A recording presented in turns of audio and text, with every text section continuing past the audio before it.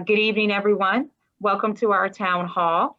My name is Roschell Ashley, and I'm your new Executive Director of Westside Regional Center.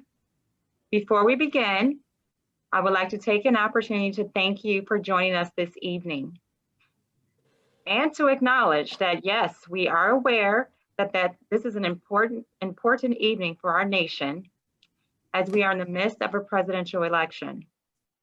There's a presidential debate scheduled for 6 p.m. this evening, and our town hall will conclude before this time so that you may watch the presidential debate. And most importantly, we strongly encourage all of you to get out and vote, vote, vote. Now that's out the way, I want to just take a few minutes to share a little bit about me and why I am so excited to lead Westside Regional Center community. First, I want to thank you to the families, the clients, the vendors, the family support groups, my board, our staff, and my fellow Regional Center Executive Directors who have provided a completely overwhelming, warm welcome to me over these last 5 weeks. I bring a unique perspective to the center. Over the last 20 years, I've dedicated my career to leading organizations and divisions in human services. And while I started early on managing retirement communities and skilled nursing facilities, I was introduced to this lovely field of supporting individuals with intellectual and developmental disabilities through an organization called Exceptional Children's Foundation, right here on the west side in Culver City. But I like to say where I was able to just really blossom was over the last 15 years when I was a part of an organization called New Horizons, which is one of the largest providers in the San Fernando Valley. New Horizons had led the way through my leadership in so many different ways, from innovative housing, employment, but more importantly, in using community collaborations to benefit those we support. Before leaving as their Chief Operating Officer and interim CEO, I just had the pleasure to turn over New Horizons to another wonderful CEO. But that is why I'm at Westside. That drive of creativity and innovation has drawn me to wanting to lead Westside. Westside has a reputation not only for that Westside way, but also for bringing creativity and innovation and working with our providers and the department and meeting the ongoing and emerging needs of those we support. I embrace that innovation and I look forward to building upon it. I'm also a family member of someone with special needs, a child with special needs. And for those of you who are family members on this call, I can relate to the challenges and the celebrations that families go through. Look, our job to me at Westside is quite simple. We will continue to be guided by the Lanterman Act, and we will work to ensure that those we support receive the services they need. I want to share with you in my 5 weeks, I've noticed that Westside is starting to develop a good balance between a veteran crew of staff and new blood that's coming into the center. This, I think, will be a perfect recipe to team up with those that we support and their families to tackle some serious challenges that we are facing and that we're going to continue to face.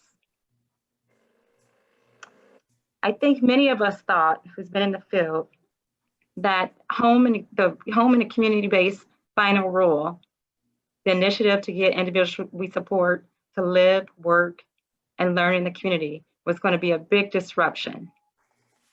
But I think many of us can agree that this pandemic going through COVID-19 has just taken our industry disruption to an entirely new level. But through this, we have learned to deliver services through technology using telehealth. Those that we support are attending virtual day programs and work training programs. And many are actually benefiting from this and adjusting well. We also know that there are some that are not, because they have no access to the technology that is needed through either a tablet or through internet services. I want you to know that we at Westside are taking care of that. Mary Lou, our Director of Community Services, will be launching a request for proposals to work with a vendor so that we can get those tablets and equipment and internet services to those that have a demonstrated need that will benefit from those services that are currently not using them at this point. We also know that everyone that we're supporting, it's not being able to attend services virtually. Just not working. They may have an iPad, but it's just not working. We'll be working with the Department of Public Health and our vendor community to see how we can safely bring back small groups of individuals back to program as soon as guidance comes from our department, from community care licensing, if that's the situation, and from our LA County Department of Public Health.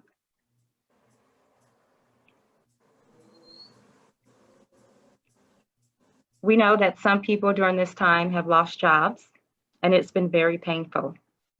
I personally worked over the last several years to launch employment and internship opportunities for those we support. And with COVID, those opportunities came to a staggering halt.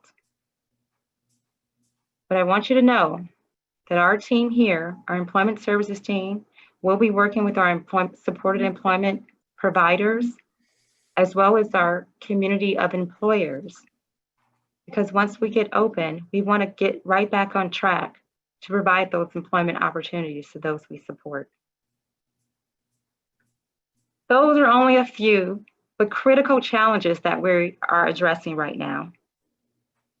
I also recognize that I have taken on the leadership at a center that has had frequent changes to its executive director leadership in a relatively short amount of time. And with that, our executive team, our management team, and our leadership team will be working on repairing and rebuilding our internal infrastructure as a priority so we can more effectively manage our new normal and prepare for a post-COVID reality. And more importantly, prepare to support all of you to the fullest extent possible. We are inspired by our fearless leadership of our new board president, Ms. Betty Pearson Grimble, who has recently taken the reins and is working on board development activities to strengthen our board's interactions, focus, and collective leadership. Look, our organization has some significant challenges to face in the coming months, but we are committed to meeting these challenges with you and to ensuring the excellent, equitable, and accessible services to everyone that we support. We need help. And in helping to create our shared vision and direction, we want to spend some time with you next week to directly hear your concerns and areas where Westside is doing well and where we can get better. We are working with a consulting firm called Strategy Matters. who many of you have met at our last Strategic Planning Committee meeting. We have invited those individuals, Brittany and Josh, back to give us some structure for this conversation so that everyone has an opportunity to be heard, and also so that you can share your positive feedback, your concerns, your worry, and for some of you, maybe your anger. But we want to hear it. So, in preparation for next week, next Thursday afternoon, I ask you to ask yourself these questions. I want you to think about the relationship that you've had with Westside Regional Center over the years. What are you proud of? What are you worried about? And what do you hope for our future? Now, that meeting will be in the place of the Strategic Planning Committee meeting. It'll be next Thursday at 4:30, and I invite you to attend. It will be a virtual meeting, and we will send out information on our website, our social media, and we'll send e-blast reminders because I know everyone's super busy. For our vendor community that's on the call, we are doing a similar process at our next vendor meeting, which will be November 17th at 10:30 a.m. And you'll receive information from our SPAC chair, Ms. Joni Anderson, and from Mary Lou, our Director of Community Services. For those of you who cannot attend, we still need to hear from you. I still need to hear from you. I want you to share your comments and input using the email feedback@westsidrc.org. And Kate, if you can put that in the chat, that would be wonderful. Listen, this is a tough time, but yet we are in an incredible opportunity for us to work together and create our new normal, our post-COVID reality together. I look forward to meeting many of you in person one day soon. Thank you. At this time, I would like to invite members of Westside Regional Center's executive team to share updates with our community, starting with our consulting physician, Dr. Body, who's an infectious disease specialist. Dr. Body?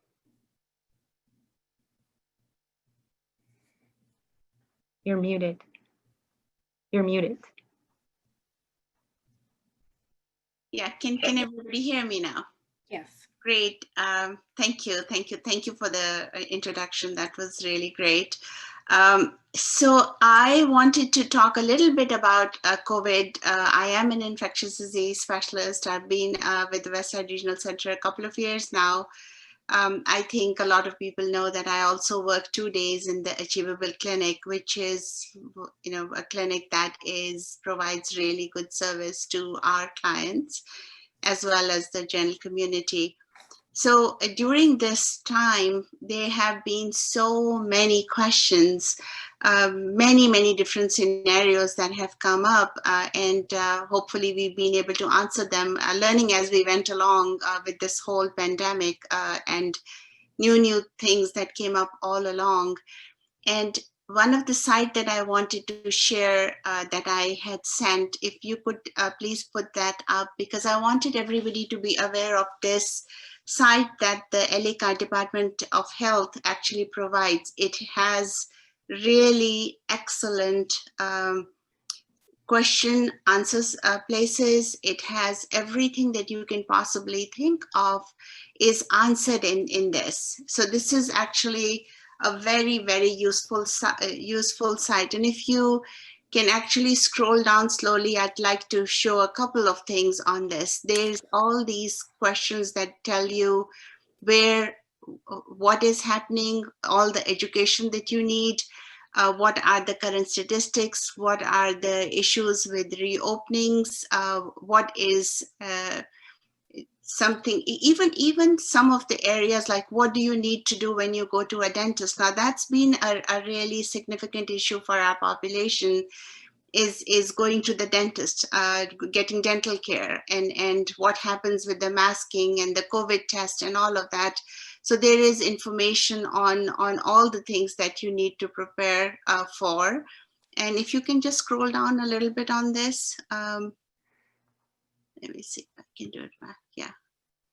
So, and then the main issues about the questions that we've had have been a lot about exposures and how do you protect yourself and others. And this is really excellent. It gives you all the things that you really need to do. One of the things, going back to a lot of things that have arisen in terms of masking and wearing masks, luckily in California, everybody does seem to follow the rules here, and there is nothing as important as wearing a mask. We have seen that in the areas of the world where winter comes before us, like Australia, the Southern America, and all of that. It really has shown that the rates of flu and general viral infections have been significantly low just because of the fact that people are wearing masks, and they are probably here to stay for a while. So wearing a mask is pretty much the most important thing that you can do to protect yourself and to protect others. A lot of the questions that we have had is about exposures. So in this particular site, it actually gives you really good instructions and directions of what to do if you are exposed to someone and if you feel that you have the infection. So it also goes over all the symptoms to look for. Fever, as you know, is one of the significant factors, but there are different presentations. Cold, flu-like symptoms, shortness of breath. One of our major concerns is about our patient. I use the word patient. It's just more my habit, but our clients. Is really about the fact of pre-existing conditions. So a lot of our clients have different pre-existing conditions that makes them more likely to get infection and get a more severe form of the infection. So it's really important to recognize that and keep them protected. Definitely all the other factors that we know about, nutrition, exercise, all of that goes into how healthy your body is so that you are protected. Now there are in this particular site, there are also questions, and the reason I'm talking about this in terms of the questions is what I have been frequently asked is so it does address hydroxychloroquine. It does address other therapies which people have been told to do that are not scientifically proven. So there are all of those questions are going to be answered for you here because you will be able to definitely not go for things that have been, unfortunately that have resulted in bad outcomes, is people delaying care because they were told that some kind of a natural therapy, some kind of an herb is going to work, and that is not the case. Definitely this is a disease which if you have to watch it carefully, and if it progresses and there's any shortness of breath, high fevers, anything concerning, the place to go is directly to a hospital. There is also a list of testing sites where you can get tested. The tests that are now being developed are actually going to be easier and are in terms of sensitivity and specificity, they are actually much better than where we started out. So that is something that you will also find in here. And one of the most useful things over here is a 24/7 line. So that is at the bottom of this web page. And when you need to call, you can call at any time of day and night for any question that you have. And what the county has actually done an excellent job of getting mostly infectious disease physicians or physicians that are trained in COVID-19 to answer those questions for you. So don't feel intimidated by, it's the middle of the night and who should I call? But if there's a concern, this is staffed 24/7. You can call anytime with this question. Now, one thing I did want to bring to attention for our community providers and also patients, clients. I should stop saying patients. It's just ingrained into my head. That are in group home settings, that we really do need them to. One of the concerns that I have is that there is an expectation that COVID-19 is going to get worse over the winter. It is a coronavirus, which coronaviruses are the same as the cold viruses, and they seem to do much better and propagate themselves much better when there is winter. So that's why we have more colds and flus in the winter season. So I really do want every one of our clients to have a power of attorney. And I want to explain what that means is that a lot of times I get calls from the hospital, or my other colleagues that are consultants also get calls regarding procedures or what can be done. And sometimes the questions are complex and they need to be done in immediately. If we don't know who is the conservator is, or who holds power of attorney. Power of attorney for medical decisions is somebody that is entrusted with making medical decisions for that particular person. And that is very, very important information, primarily because of the legalities associated with giving consents for procedures. We need to know if somebody has a family member that has a power of attorney, or if they do not have anybody and the West Side Regional Center has basically the decision-making authority. That's a really important thing. And one of the other things that I really request everyone to do is, when you take our clients to their physicians, please ask for the last note for the clinic visits. So if the person needs to go to a hospital, the hospital has all the information that they need to provide the best care that they can. And we are not at this end then trying to scramble and find out information about that person because their doctor is not accessible at whatever time of the day it is. So those are the two very important points that I wanted to bring to everybody's notice. Please do have a power of attorney for every person, and do ask their doctors so that you have the medical notes, that when you take them to a hospital, that you empower the doctors there to provide the best care with all the information. That's basically what I did want to say, and that's basically it. Yeah.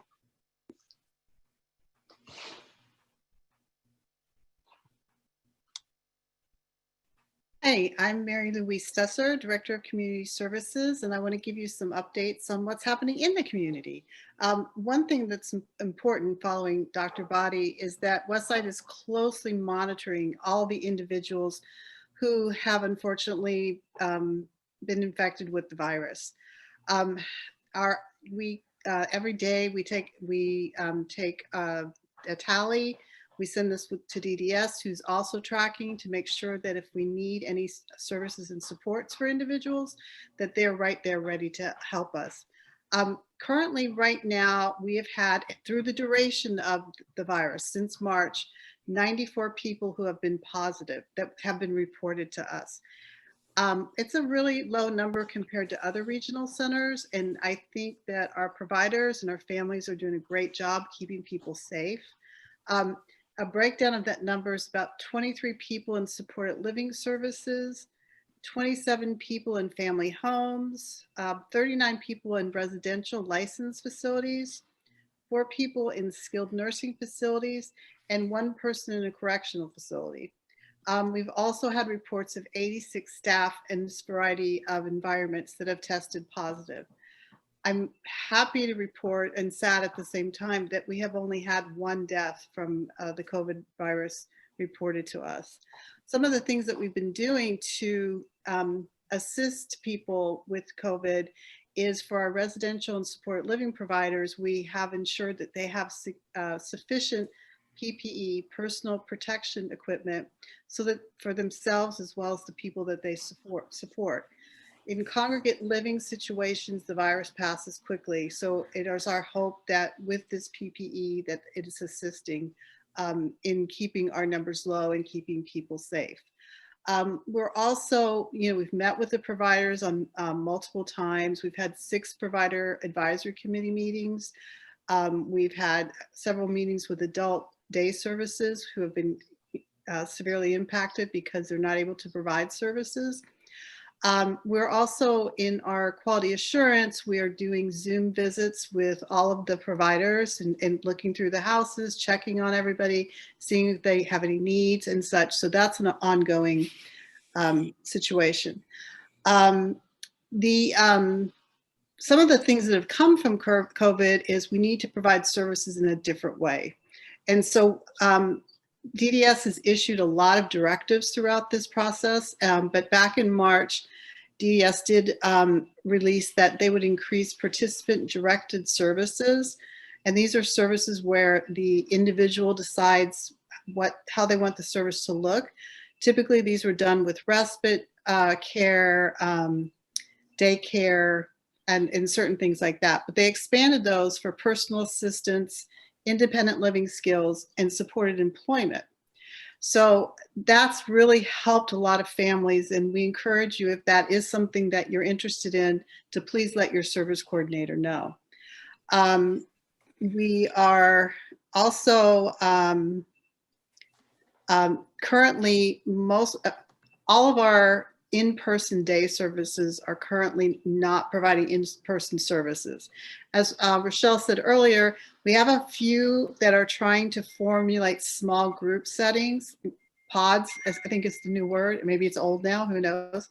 But they've been trying that experimentally, but it really has to be very controlled, where it's the same 3 people, the same 2 staff. So that's an experiment that's going on. We're also in the process of what we're calling alternative service delivery. We've been working on this since May of this year. We have providers that are providing what we call alternative services via Zoom, FaceTime, GoToMeeting, a variety of platforms.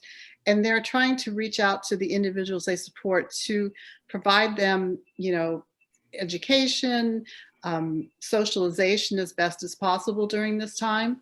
So we are continuing to see some pretty innovative things come through and hope to expand as much as we can.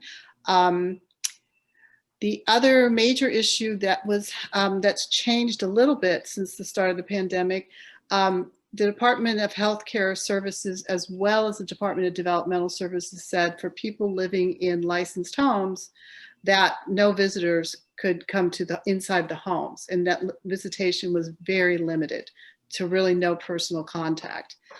They have updated, LA County has updated that they want our residential providers to help arrange outdoor visits with individuals with full PPE on and social distancing, because we know that people are feeling very isolated. It is very challenging.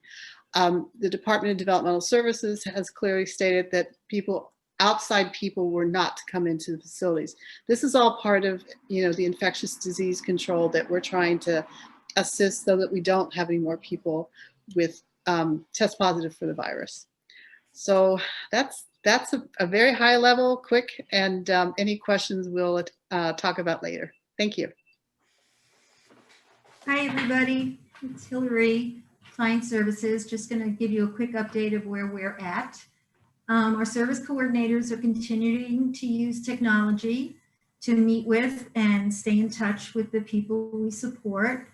I do want to emphasize that you should never have an issue reaching somebody that you need to. So if you leave a message for your service coordinator and you don't hear back, or you need something urgently, please feel free, find out who their manager is, or call me, and I'll put my number in the chat box. I really mean it.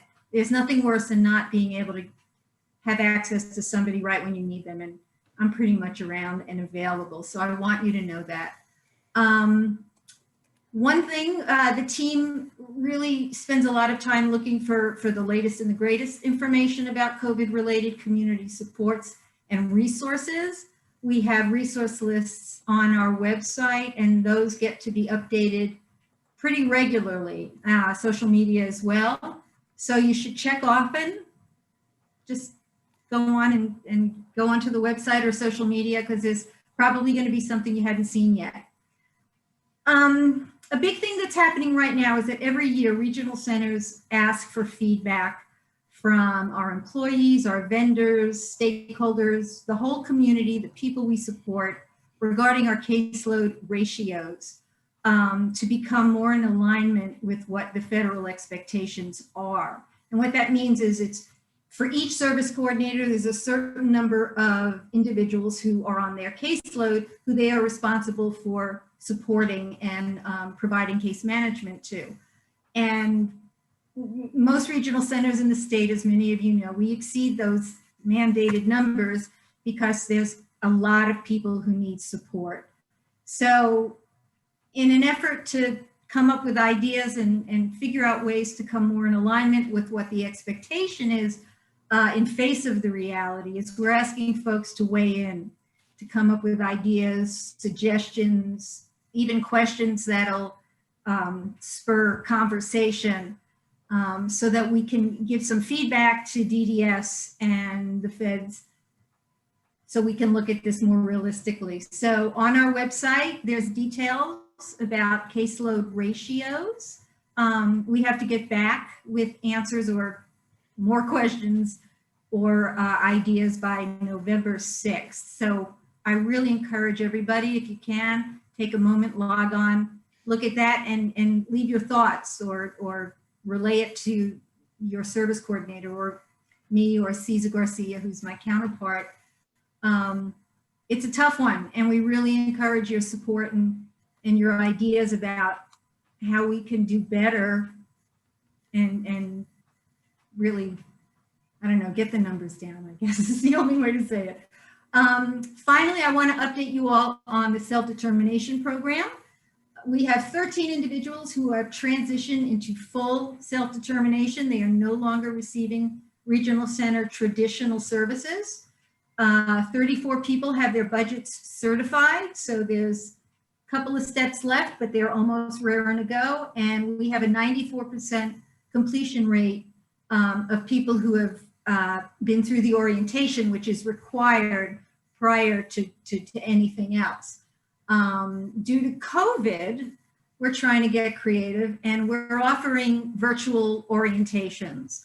So if you are on the self-determination, if you were one of the select, you can call Cesar Garcia. We'll put his phone number in the chat and ask to have a one-on-one virtual orientation, whatever point you left off perhaps, so you can get moving with the program.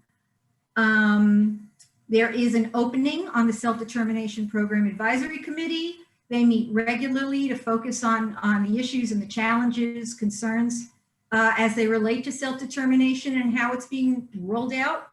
And it's for anyone who's interested. You don't have to already have been selected to apply. And there is, again, info on our website that will point you in the right direction for that. And I think that's my report. Thank you.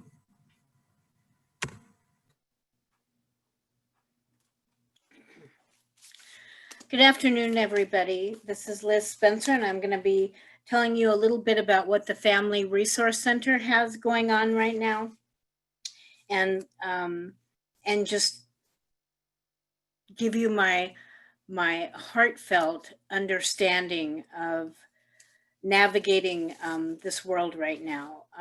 First, I want to let everybody know that we are fully staffed and we are available. If you find yourselves having just a bad moment or several bad moments, or needing just to vent, or you don't know what you're even trying to figure out, what the question is, please don't hesitate to call us. Our number is 310-258-4063, and we will get right back to you. And please, even if it's on a weekend, most of us carry through on weekend calls. That's a secret that not everybody knows, but I'm going to let you know it. If you need to chat or talk to somebody or just vent, please call us. I wanted to also let you know that all of our support groups, I believe with one exception, are up. And Kate is going to be putting the address for our linked tree. And that is the linktr.ee/Westside FREC. And if I said that too quickly, Kate's going to be putting it up. If you click on that, it will take you to all of our presentations, workshops, and support groups, as well as link you to all of our social media. And our social media resources are updated daily, Monday through Friday, with all of the latest information that you can find countywide that can help you navigate through. And there it is. Thank you, Kate. It really is such an easy thing to navigate through. Not only will it take you to the actual sites, but it will allow you to register. Say you wanted to go to our Level Up African American Black Parents Support Group, you'll be able to register through clicking on one of these links. It also takes you to Westside's sites as well. Their website and the different social media, so it will keep you very connected. Wanted to let you know that one of our support groups, our sibling support group, has been up and running again, and it's just getting great feedback on it.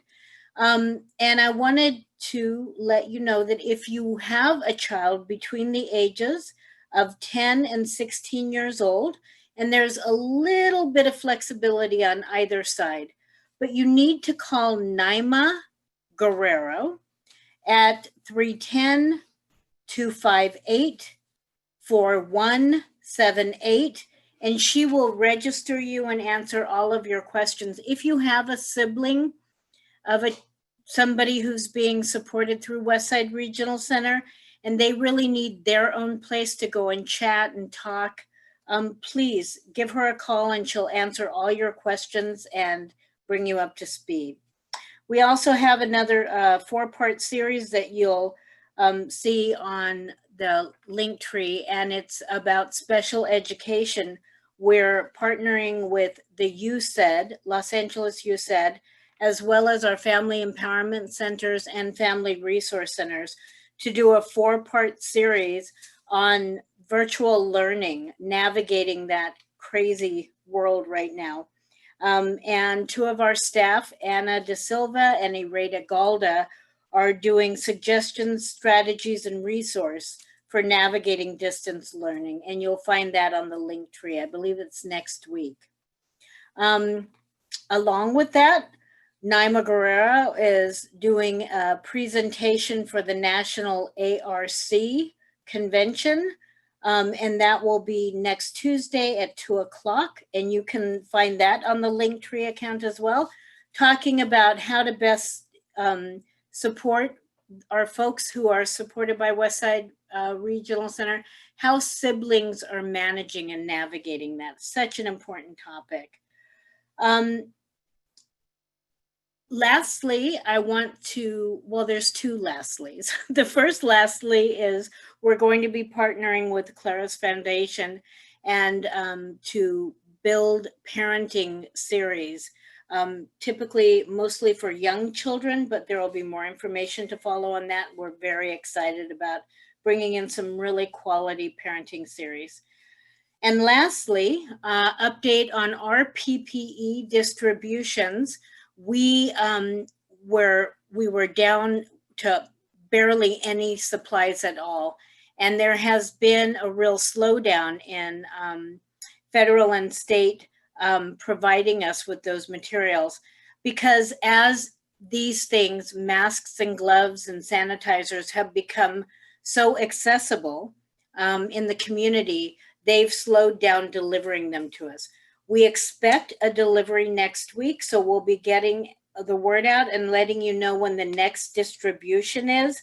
But just be mindful and aware that we may not have as many items in stock as we had previously. And that's it. And I'll turn it over to Tom. Thanks, Liz, and thanks, everyone.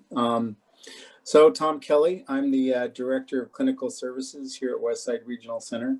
And you know what I wanted to talk about briefly, it's unfortunate but not surprising that this pandemic has really heightened and highlighted growing disparity issues in this country. And particularly where we see that is in healthcare, income, mental health, service access. And this is a real growing concern, particularly in in the clinical department. This is particularly impactful for individuals that have been disenfranchised, people of color, people with disabilities, low-income families, and we see this with education. We see this again with healthcare. It's very timely, but we have a series of, we have a cultural disparity grant that we received, and it was actually, we got this funded before the pandemic, but it's extremely timely. What we're going to be doing next Tuesday night, I'm going to highlight, and Kate, if you don't mind sharing the slide, we're focusing on transitions. We're focusing on transitions from early start services into school services. And we're also going to be focusing we're going to be focusing in our next presentation on transition age youth, ages 14 to 22, that are transitioning from school services into adult and community services. Transitions are key points. They're stressful to navigate. They're impactful. And what we're going to be focusing on next Tuesday evening is going to be particularly on mental health needs. We're going to be partnering with the Department of Mental Health and also with a new START services program that we have recently started, which really helps us to do an in-depth assessment and needs assessment of individuals' psychosocial needs, particularly if they have co-occurring disorders. In the next 6 months or so, I'm not going to say this lightly, I think there's going to be heightened mental health needs as people have greater social isolation.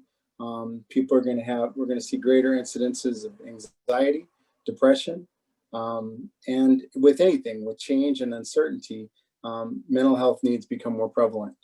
Clinical Services Department is really committed to working together with all the other departments and really ensuring that people are able to access mental health services, able to access appropriate healthcare needs, as Dr. Body was speaking about earlier, and we've been working together, is ensuring that people are able to access quality health, community healthcare, and that they're prepared if for some reason something were to happen and they did have to go to the hospital, that we have everything that we need to identify what their needs are and to ensure that they get the best quality care that they can.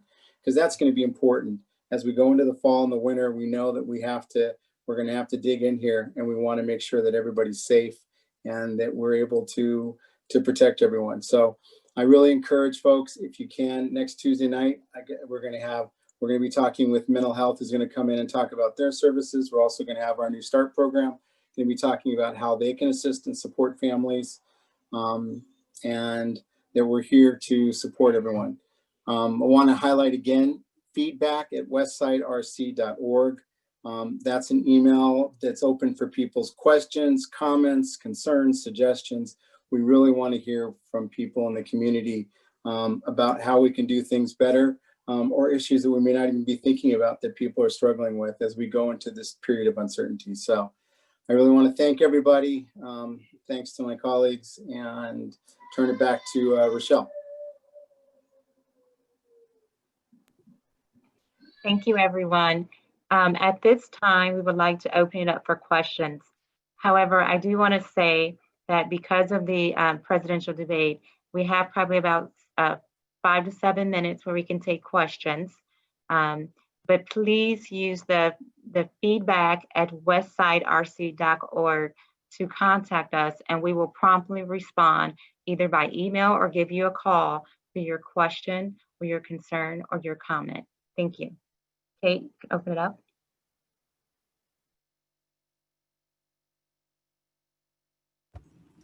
Okie dokie. I've got Felicia Ford. go ahead and unmute and ask your question. Hi, I hope you can hear me. Something's going on with my phone. Welcome, Roschell. Thank you. And I just wanted to take just a moment to thank everyone for pulling it together and for giving us these updates. I think it's a big comfort to families. You guys covered a lot of area and a lot of ground, but I just want to make sure, I know Tom has mentioned it, a couple other people spoke on it, and that is how disparity affects even these types of situations we find ourselves in with COVID-19. And in light of that, I know I've mentioned before that I would love to see a minority vendor program and that every other arm of the government has one. And I think that we have the infrastructure, the talent, and all of the key components of making this thing happen readily available to us. So I would love to see that happen. And also, I know system-wide we don't have an ombudsperson. And in the very least, we need like a parliamentarian for the board to keep things moving along. It's a lot to participate in the board, I think, and then also have to regulate when things get out of order or whatever. And so if we could have some further conversations around that, definitely disparity, especially the Black community, is just rampant. And we're just starting to even acknowledge that as Black people. I know I am, because I hate to even have that discussion or bring it up, but I'd be remiss not to. So I'll definitely be calling you. I know you've made an offer before just to reach out to you and we could set up some time, Roschell, but this is just really a hot button issue for me and my community. And so I'd love to get that together. And like I said, if we can't have an ombudsperson, because that is usually system wide, and we're regional centers, but we're all individual and under DDS, but we need to find some way to make that happen and give people a chance to talk about their issues so we don't have to go to due process and all these lengthy things that we've really been accustomed to going through as parents. But thank you all. And I'm going to tune into the debate now.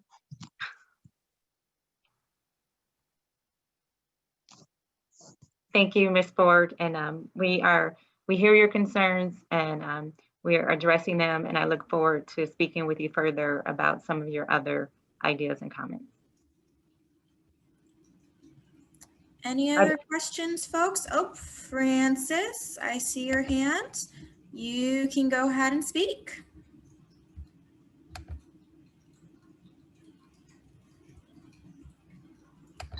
Sí, ¿me escuchan? Yes, I can hear you. Did you hear me? We can hear you, Francis.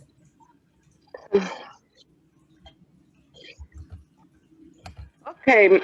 I would like to make a comment. I would like to thank everybody because Regional Center is working so hard to help all families.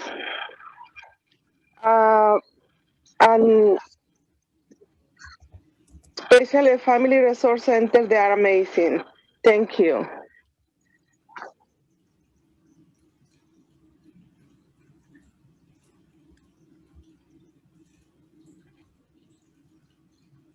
And also, welcome to the Mrs. Roschell. I don't know if I say correctly. You did. Thank you so much, Ms. Gomez. And thank you for our compliment to Liz Spencer and her team with the Family Resource Center. Thank you. Thank you, Dr. Kelly. Okay, my comment is for the doctor that she was talking about that had a notarial power, un poder notarial.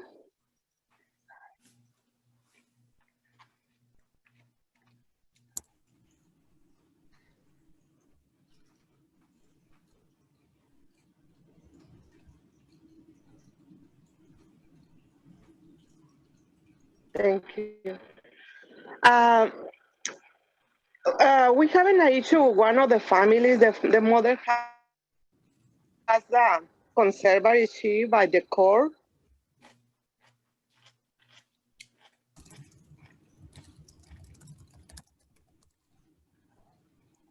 Francis, And audio the is hospital, when this family needs to bring the client to the hospital,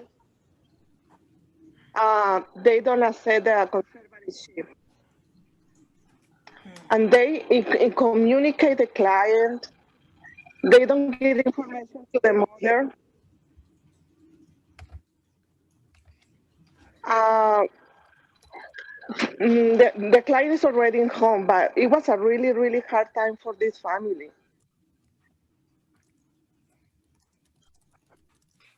Ms. Gomez, I'm worried now because I had a conservatorship for my daughter, but the doctor is talking about Ms. Gomez, if you can the hear power us, of attorney. This power of attorney has more power than the conservatorship. Ms. Gomez, if you can hear us, please know that you are breaking up and we're not able to understand your full concern. I invite you to use the email to let us know or to contact one of our staff members directly so that we can assist you with what you're speaking about regarding conservatorship. Yeah, and Ms. Gomez, I would further say, and you can contact me directly, because if something were to happen and we do have hospitalizations, we are helping families to kind of negotiate those hospitals, and Dr. Body has been working with the attending physicians to ensure that, you know, we're getting information and we're getting the correct information. So sometimes it's helpful, you know, it is hard for families to talk to doctors directly, but sometimes doctor to doctor, she can get more information. And so we are kind of working with families if we have to navigate those, but certainly understand your concern. And Thank you. I'm gonna write my comment.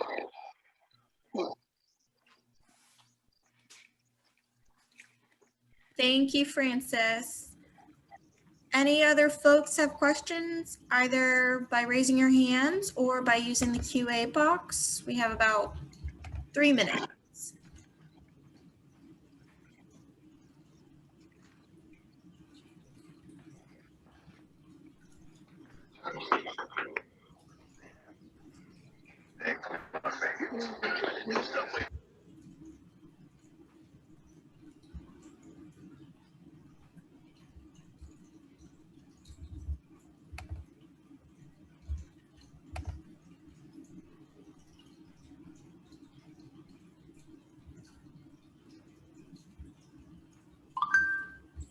To all of you who have attended tonight, we really appreciate your time. We again want to make sure that you are tuning into the presidential debate, which will begin in about 7 minutes.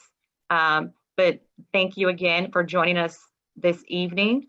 Again, if there's any comments, additional concerns, please use the email that's been provided or call our center. We are here for you. We thank you for your support and we look forward to working with you and the community again soon. Thank you so much and good night, everyone.